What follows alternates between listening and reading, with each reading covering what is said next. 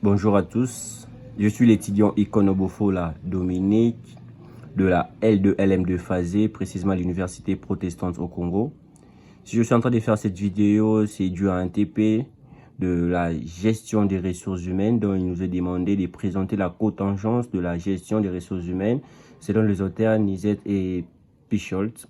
Après avoir effectué plusieurs recherches, je pourrais dire que la cotangence de la gestion des ressources humaines, selon les auteurs Nizet et Picholt, se réfère à l'adaptation de la gestion des ressources humaines aux caractéristiques spécifiques d'une organisation.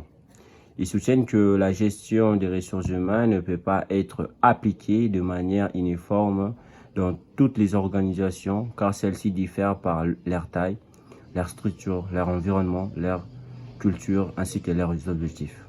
Selon Nizet et Picholt, la contingence de la gestion des ressources humaines se repose sur trois principes clés.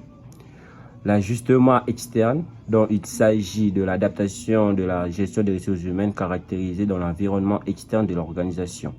Cela implique de prendre en compte les facteurs économiques, technologiques, juridiques, sociaux et culturels qui influencent le pratique de gestion des ressources humaines.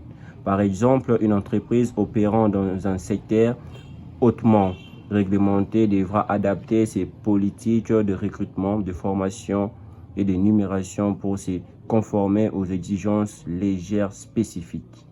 Les deuxième principe, il s'agit de l'ajustement interne. Il fait référence à l'adaptation de la gestion des ressources humaines aux caractéristiques internes de l'organisation, telles que sa taille, sa structure, sa technologie et sa culture.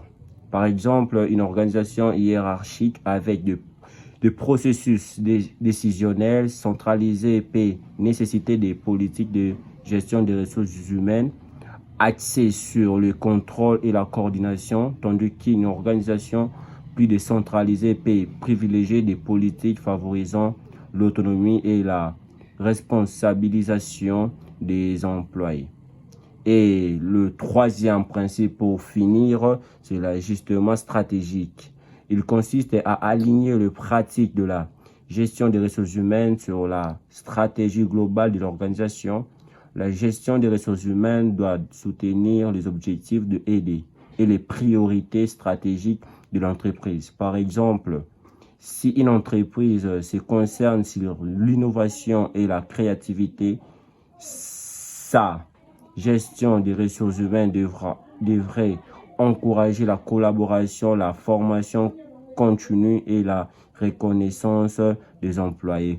Voilà un peu le fruit de mes recherches en ce qui concerne la présentation de la cotangence des auteurs qui est Nizet et Picholt. C'est un peu ça le résumé de ma recherche et je vous dis merci de suivre cette vidéo et n'oubliez pas de liker. Abonnez-vous.